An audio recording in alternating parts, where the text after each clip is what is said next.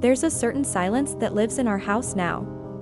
It's not the kind that comes after arguments or storms, it's softer, like the echo of laughter that used to be. Most evenings, you'll find us sitting by the window, two old chairs side by side, watching the road that leads out of town. It's the same road our son once took, the day he said he was ready to make something of himself. We were proud then.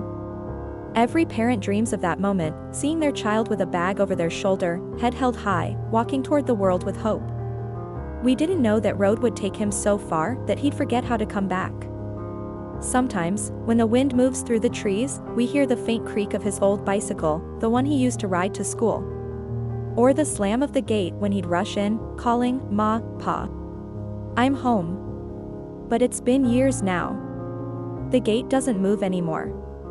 And the only footsteps we hear are our own. It's strange how a house can still hold someone even when they're gone. His room is just as he left it, the posters on the wall, the cracked study lamp, the worn cricket bat in the corner. Dust has gathered on everything, but we never clean too much. Somehow, the dust feels like time keeping him close. We've stopped asking around. At first, we called. Then we texted. Then, after a while, we just waited. People say, "He must be busy," or "He'll come around," but we know the truth parents never want to say out loud. Sometimes, children don't come back. Not because they don't love you, but because the world has given them a new kind of love, one that doesn't include where they came from. Still, every night, before we turn off the lights, we whisper the same line, "We gave him everything we had." Maybe that's why he had enough to leave, and even though our hearts ache, we sit here together, quiet, remembering, hoping he's happy, wherever he is. We live in a small town called Morningside, tucked between a slow-moving river and a row of sleepy hills. It's the kind of place where people still greet each other by name, where the postman knows whose birthday it is, and where gossip travels faster than the evening train. Our house sits near the end of Birch Lane, a simple two-bedroom place we built when our son, Arjun, was just a toddler. We planted a guava tree out front that summer, and every year it grew with him, taller, stronger, reaching for the same sunlight he did. Arjun was a good boy. Quiet, thoughtful, with a curiosity that made him ask questions about everything. "Why does the moon follow us, Papa?" he once asked on a night walk. I remember smiling and saying, "Because it likes you, son. It wants to make sure you get home safe." He'd grin, hold my hand tighter, and skip ahead. His mother, Leela, always said he had my eyes, but her heart. She was right. He cared deeply about everything, about stray dogs, about friends, even about the old neighbor who lost her spectacles every other week. We didn't have much money, but we gave him everything we could of books, warmth, and a home that always had the smell of food and love. Leela worked part-time at the school canteen, and I ran a small electrical repair shop by the bus stand. Life was modest, but it was full. Every festival, every exam result, every scraped knee, we were there. He'd sit on Leela's lap, telling us stories from school, and I'd sit across with my cup of tea, nodding proudly, pretending not to tear up. When he got older, things began to change, as they do. He started to dream of bigger places. Cities. Bright lights. Opportunities. He'd come home late sometimes, talking about college, jobs, and a life that's more than just small-town air. Leela would listen, smiling faintly, hiding her worry behind her shawl. I'd nod, though something in me resisted. I wanted him to see the beauty here, the same roads, the same people, the same guava tree that held all our memories, but I also knew we couldn't keep him here forever. The day he got his university letter, we cried. He thought we were crying out of happiness, and in a way, we were. But beneath it, we cried for the beginning of an ending we didn't yet understand. He left that autumn morning. The sun was soft, the air was crisp, and the world felt still. Leela packed him parathas, I folded his shirts, and together we stood by the window as he climbed onto the bus. He waved. We waved back. And when the bus turned the corner, Leela whispered, "He'll come back soon." I didn't reply. I just watched until the road was empty again. At first, everything felt the same, except quieter. His chair at the table stayed empty. His laughter no longer echoed through the hall. But we told ourselves it was temporary, just until his studies were done. He called often in the beginning. Told us about his classes, his friends, his new city life. He sounded excited, full of energy and dreams. We'd listen for hours, smiling, our hearts swelling with pride. But then, slowly, the calls got shorter. Then less frequent. And then, sometimes, they didn't come at all. When Leela asked if he was eating well, he'd laugh and say, "Ma, don't worry, I'm fine." When I asked when he was coming home, he'd say, "Soon, Papa."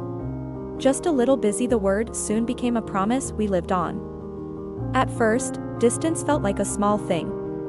A few missed calls, a few late replies, that was all we told ourselves. He was busy. Everyone says that about children who move away. He's busy, he's building a life, they say, as if that makes the silence easier to bear. Months passed like pages in a calendar we forgot to flip. Festivals came and went. Leela still made his favorite sweets during Diwali, coconut laddus with too much ghee, just the way he liked. We wrapped them in foil, planning to send a box by post, but somehow, we never did. Maybe because we didn't know if he'd even be there to receive them. Still, we decorated the house every year, hung lights on the same window he used to help with. Leela would climb the stool, and I'd hold it steady. When she'd pause, staring at the empty road, I knew she was remembering the same thing I was, his laughter echoing in that very spot, his voice calling, "Higher, Ma, higher." Now, it was just us and the quiet buzz of the old bulbs. When he first got his job, he called us right away. His voice trembled with excitement. "Ma, Pa. I got it. My first job." Leela almost dropped the phone from joy. I could hear her cry softly as she said, "I told you you'd make it." We didn't even ask how much he was earning. All we wanted was to hear that he was happy. He promised to visit once things settled down. Weeks turned into months. We waited. When he first got his job, he called us right away. His voice trembled with excitement. "Ma, Pa. I got it. My first job." Leela almost dropped the phone from joy. I could hear her cry softly as she said, "I told you you'd make it." We didn't even ask how much he was earning.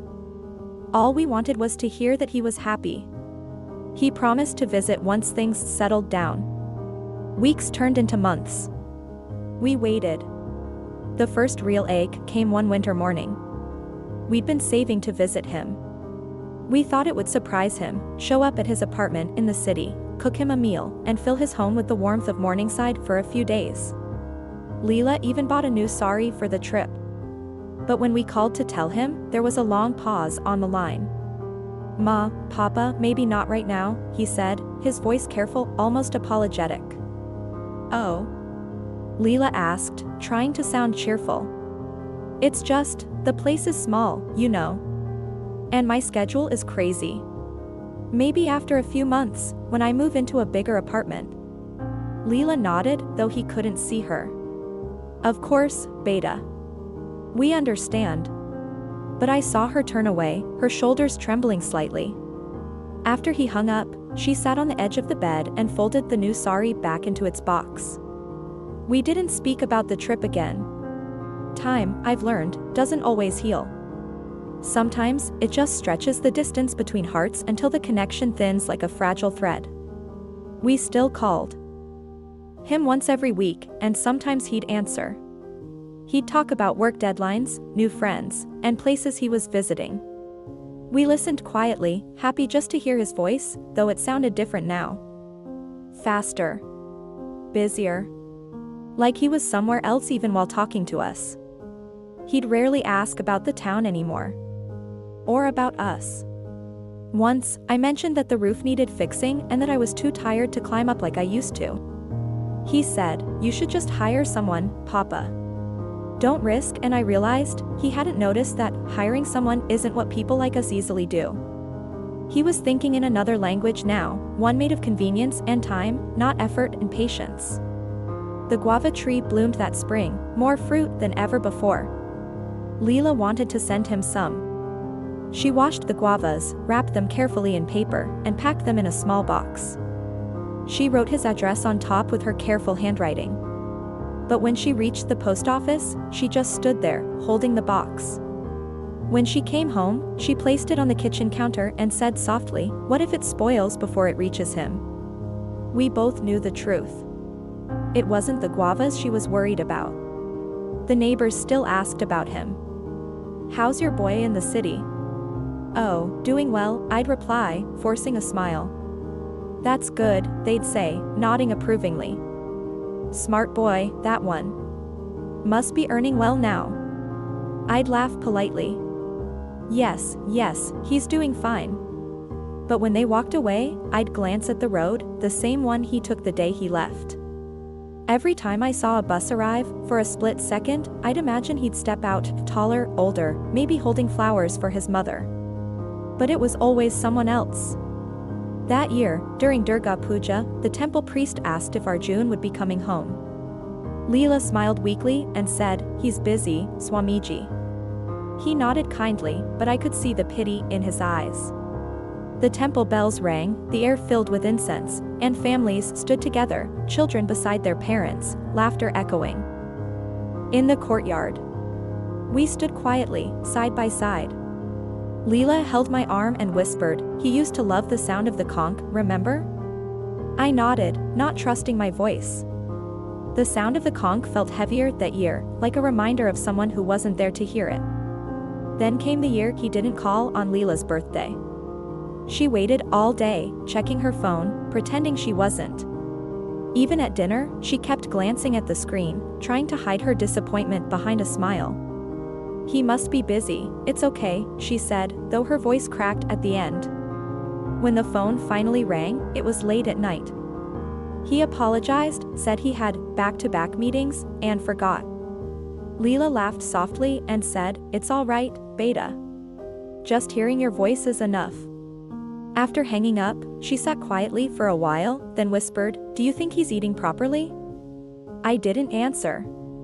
Because what I wanted to ask was, do you think he still remembers the taste of home the next time we spoke? He mentioned a woman, someone from his office. He sounded happy, lighter than he had in months. Leela was thrilled at first. She asked questions, her eyes glowing. "What's her name? What does she do? When will you bring her home?" He laughed and said, "Maybe someday, Ma. But she's different. From a different background. I'm not sure how you'll feel." Leela smiled. "If she makes you happy, that's all we care about." But when he sent us a photo later, the two of them standing together, arms around each other, city lights behind them, I saw something that made my chest tighten. It wasn't her fault, of course. She looked kind, warm. But the way he stood, confident, distant, unfamiliar, it was like looking at a stranger wearing our son's face. We didn't hear from him for almost 2 months after that. Leela grew quieter. She'd sit by the window, looking at the road, her hands folded in her lap. Sometimes, she'd hum an old lullaby, the one she used to sing when he was little. The sound would drift through the house, like a ghost of the past. One evening, the postman dropped a letter, not from Arjun, but from the electricity board. A payment notice. Leela looked at it and said softly, "I thought for a second it might be from him." I didn't know what to say. The final drift came like a gentle tide, not a storm. No arguments, no harsh words, just a slow fading. He started missing calls entirely. Then, his number changed. We didn't even know until our messages stopped delivering. Leela asked me to check online. I couldn't even figure out how. So we waited for a message, a letter, anything. But nothing came. People say that forgetting is unintentional. But sometimes, forgetting is a choice, a quiet one, made out of comfort, not cruelty.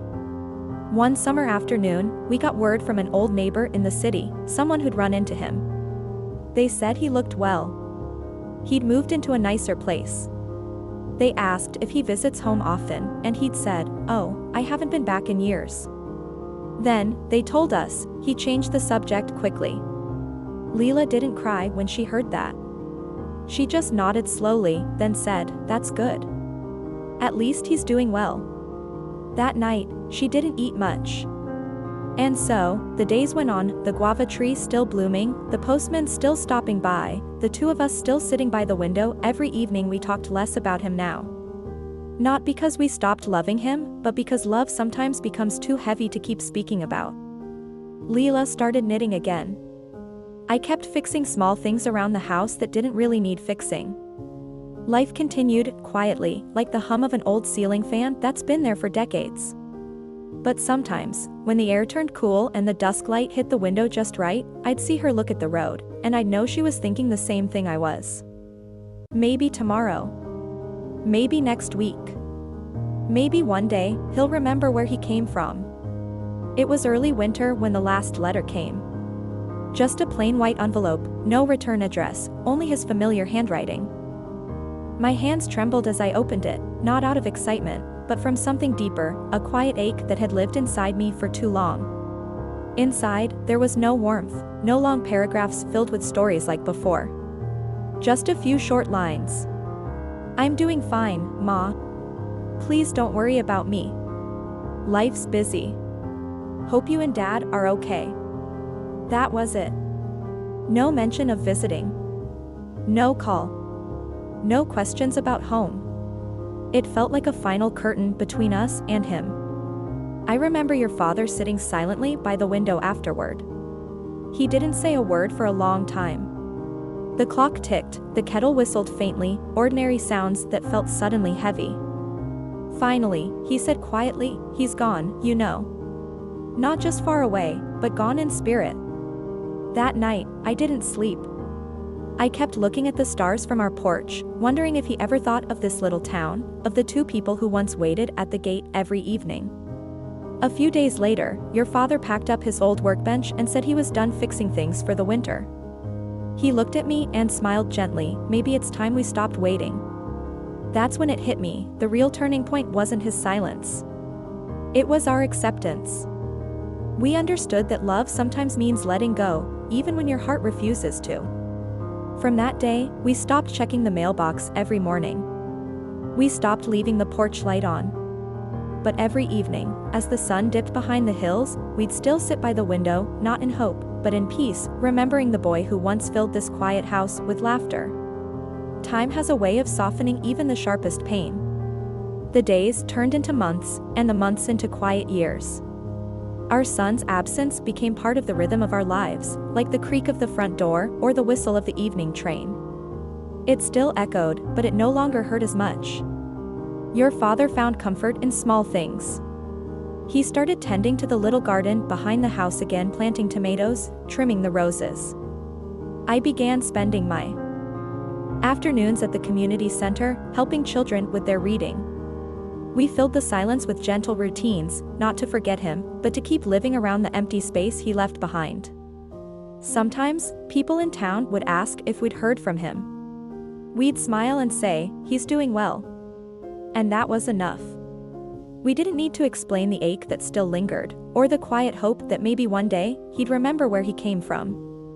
One afternoon, I found myself dusting the old photo frames on the mantel. There he was, our son, standing between us, his graduation cap tilted, his smile full of dreams. I didn't cry this time. Instead, I whispered, we're proud of you. Always were. That night, your father and I sat by the same window, as we always did.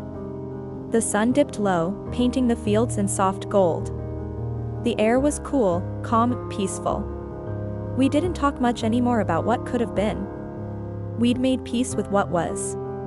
We realized that love doesn't fade when someone forgets you. It changes shape, from hope to memory, from longing to quiet acceptance. And even though his footsteps no longer echoed down the road to our house, we could still feel him, in the laughter of children passing by, in the scent of the roses he helped us plant years ago, in the warmth of the setting sun that touched our hands through the glass. We may have stopped waiting, but we never stopped loving. The years have slowed us down, but they've also made us gentler, with ourselves, with the past, and even with him. We still sit by the window every evening, the same way we always did. The old rocking chair creaks softly, and the light through the curtains turns golden, wrapping the room in a quiet warmth. Sometimes, when the wind blows from the highway, I imagine it carrying echoes of his laughter. Maybe he's driving somewhere far, maybe he's happy, and that thought is enough now. The ache that once kept me awake at night has softened into something tender, something almost sweet. We don't expect him to walk through that door anymore. But if he ever does, if he ever remembers this small house on the edge of town, he'll still find the same 2 chairs by the window, waiting. And even if he never comes back, that's alright too. Because love, the real kind, doesn't ask for return. It just stays, quiet, constant, like the sun that still rises over our little home each morning. So we sit here, hand in hand, watching the world change beyond the glass. Not in sadness anymore, but in peace. Knowing that, in the end, love was the only thing we ever really wanted to give, and the only thing we never lost.